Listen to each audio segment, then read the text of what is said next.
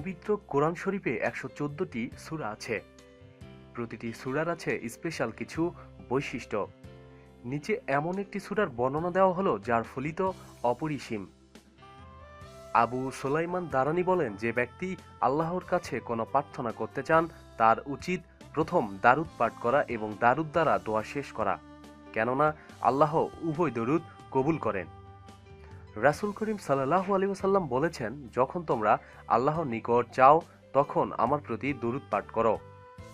আল্লাহর শান এরূপ নয় যে কেউ তার কাছে দুইটি জিনিস চাইলে একটি পূরণ করবেন এবং অপরটি করবেন না। সূরা ইখলাস ৩ বার পাঠ করে আল্লাহর দরবারে দোয়া করলে আল্লাহ নেক আশা পূরণ করেন।